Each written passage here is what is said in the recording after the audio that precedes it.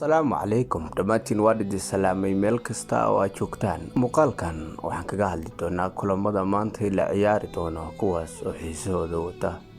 Dhanka Premier League saddex kulan ayaa laga ciyaari doonaa halka La Ligaha kulamo badan laga ciyaari doono. Hase ahaatee La Ligaha waxaan ka eegi doonaa kulamada waaweyn sida Real Madrid iyo Atalanta oo aan eegi doono.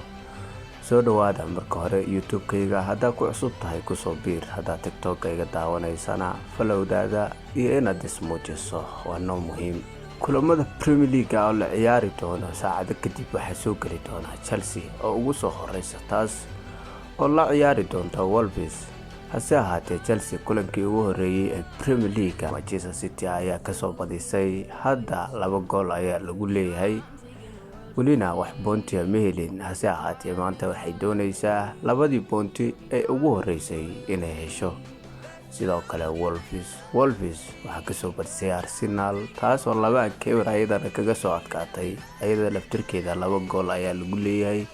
Kulankaana waxay doonaysaa dhibcihii ugu horeeyay inay Premier League xilli ciyaareedkan cusub ay ka hesho. saadaalinta adiga ayaa ku deynaya kulankan maxaad ku saadaalinaysaa? Chelsea aan ognahay sanadan xaalkeeda iyo Wolves oo ku jira kooxaha xoog leh ee Big Six-ka ku xiga.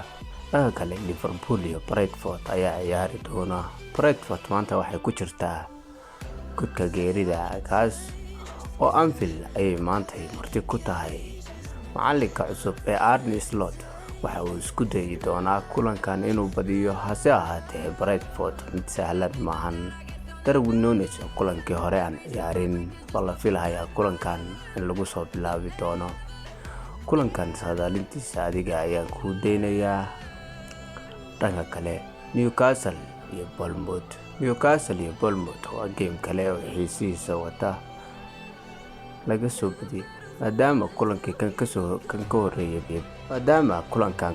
horeeyay Bournemouth laga soo badiyay taas oo Nottingham Forest ay ka soo adkaatay. Dhanka kale Newcastle kulankii kan ka horeeyay oo ay soo badisay oo 3 boonti ayay wadataa. haddaba saddexdaas kulan oo Premier League ayaa la ciyaari doonaa. saadaalinta adiga ayaa ku deynaya ee hoos noogu reeb.